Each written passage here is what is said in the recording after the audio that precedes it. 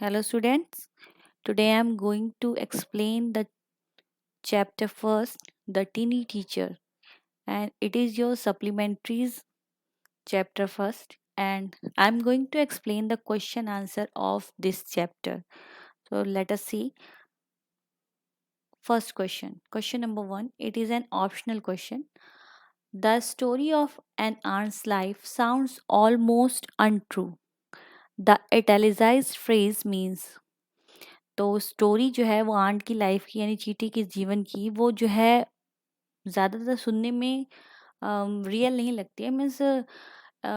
ये सही नहीं लगती है तो इस इटैलिसाइज फ्रेज ये जो यहाँ इटैलिसाइज मीन्स होता है जो तिरछे लिखे हुए हैं इस फ्रेज का क्या मीन्स है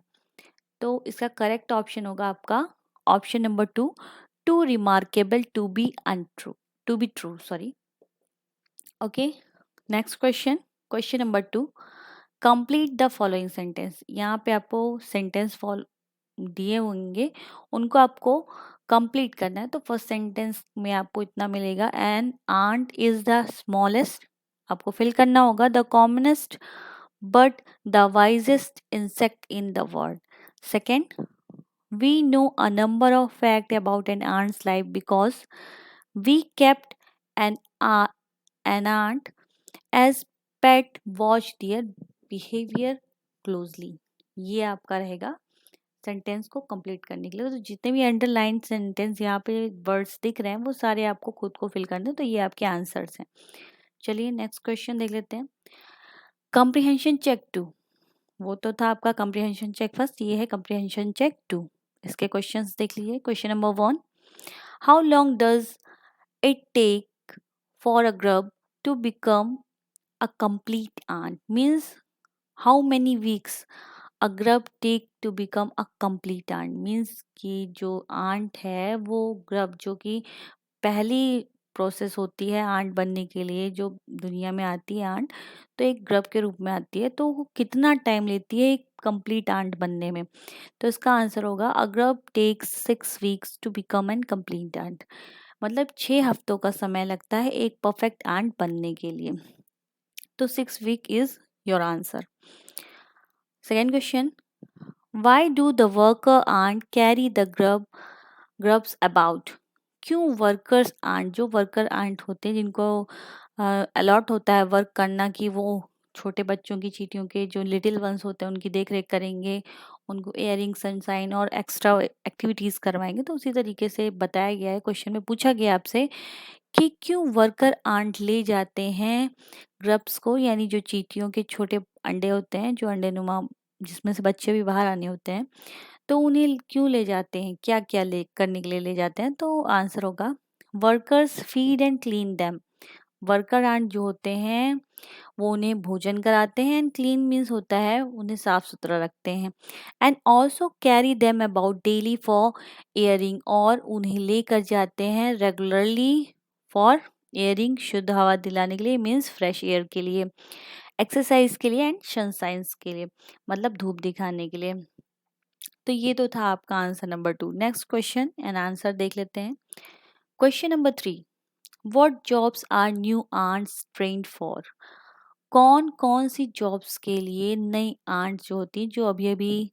जल्दी ही इस संसार में आई हुई होती हैं उन्हें किन जॉब्स के लिए यानी किन चीज़ों के लिए तैयार किया जाता है ट्रेंड किया जाता है the answer will be the new ants are train to ready to go out into the big world of work जो न्यू आंट्स होती हैं उनको ट्रेनिंग दी जाती है because they go out in the big world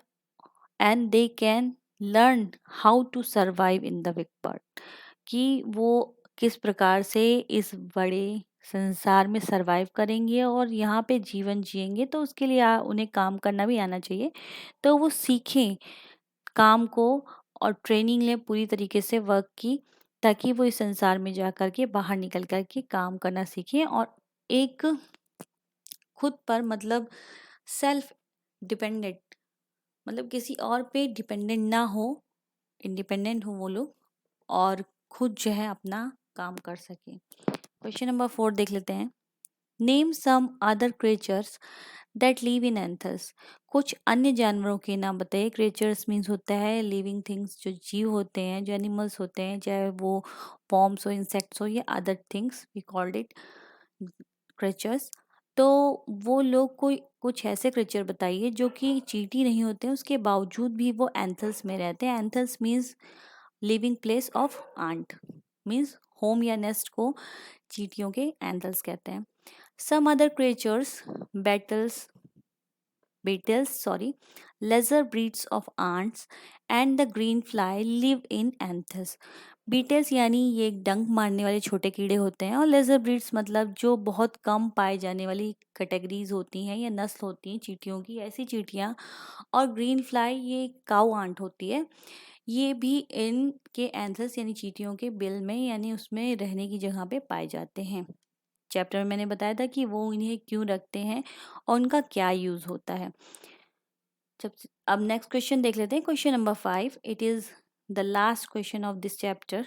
mention 3 things we can learn from the tiny teacher, give reason for choosing these items.